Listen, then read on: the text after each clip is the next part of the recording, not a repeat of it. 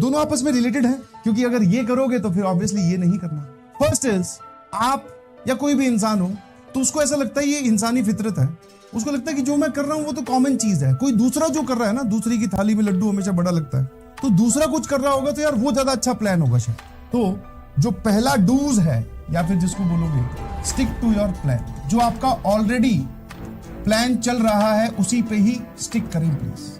Sir already जो plan चल रहा है दैट मीन्स कि जो आप चैप्टर पढ़ते हो, रिवीजन करते हो, नोट्स पढ़ते हो, नोट्स के क्लासरूम एग्जांपल्स करते हो आप, उसके बाद में PYQs करते हो, साथ में DPP लगाते हो। ये प्लान हमारा डे 1 से चल रहा है सर, इसी को ही हम फॉलो करेंगे, हाँ या ना।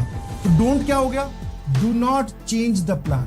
चेंज ऑफ प्लान मत कीजिएगा प्लीज। ज्यादा करने के चक्कर में, अच्छा करने के चक्कर में और बेहतर रिजल्ट आने के चक्कर में, सर हमारी इंटेंशन तो पॉजिटिव है, बट सर हम अपने प्लान पे विश्वास नहीं कर रहे हैं, तो हमने क्या प्लान बदल दिया।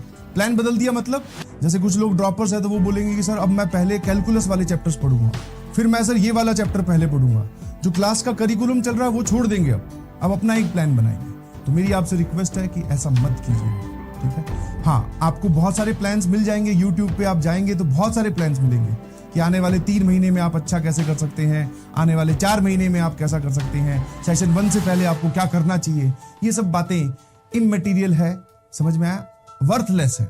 मेरा तो मानना ये है, आप अपने प्लान पे स्टिक कीजिए, जो आपका प्लान ऑलरेडी चल रहा है, जो आपसे पहले दिन पे डिस्कस किया गया था। Yes, what you can do is इसी प्लान को स्पीड अप कर दो। समझ में आया, स्पीड अप। स्पीड अप मतलब कि अब सर हो सकता है अब तक वाले सिनेरियो में, इन 3.5 महीनों में या 3 महीनों में हो सकता है हम अपना टाइम वेस्ट कहीं ना कहीं कर रहे थे, हमारे दिन का 1 घंटा 2 घंटा या 3 घंटे कहीं ना कहीं वेस्ट हो रहे थे।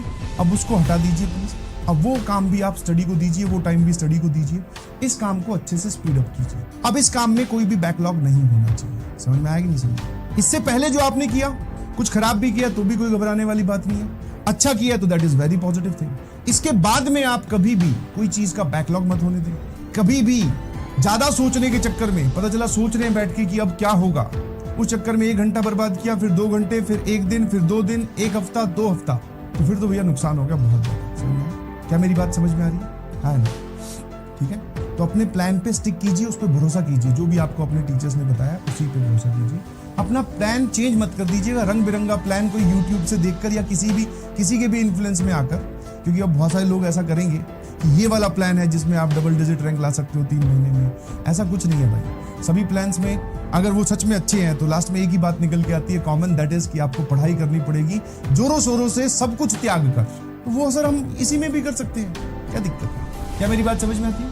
हाँ ना, SMJ लिख कर भेजिएगा, बहुत बढ़िया। ऐसा मत करना, मैं फिर बोल रहा हूँ, आपका मन आपको बोलेगा कि यार इस प्लान को छोड़कर वो वाला प्लान अपना लेते हैं। बहुत सारे कि चेंज ऑफ सिलेबस, ठीक है, टेस्ट ना देना, उनकी जगह रिवीजन करना, जो अपनी अपनी बुद्धि के हिसाब से सब लोग अपना अपना प्लान चेंज कर लेते हैं। ऐसा नहीं करना। क्या मेरी बात समझ में आती है? दूसरी जो बात है जो आपको करना है, ठीक है, जैसे कि स्पीड अप वाली बात जो मैंने बोली, आप सभी ने कभी ना कभी अपने घर पे एक मैरिज फंक्शन देखा होगा, ठीक है।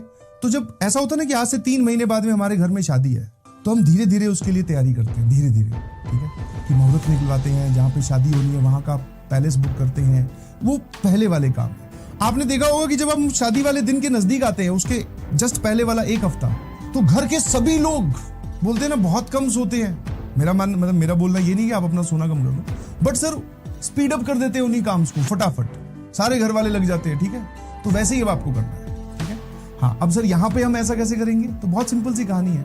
जब आप जेईई सेशन 1 के डेट के नजदीक पहुंचोगे तो उस टाइम पे भी आपकी क्लासेस चल रही होंगी। तो what you can do is कि अभी आपके कुछ चैप्टर्स कंप्लीट हो गए हैं, कुछ चैप्टर्स रनिंग में हैं, कुछ चैप्टर्स आने वाले हैं।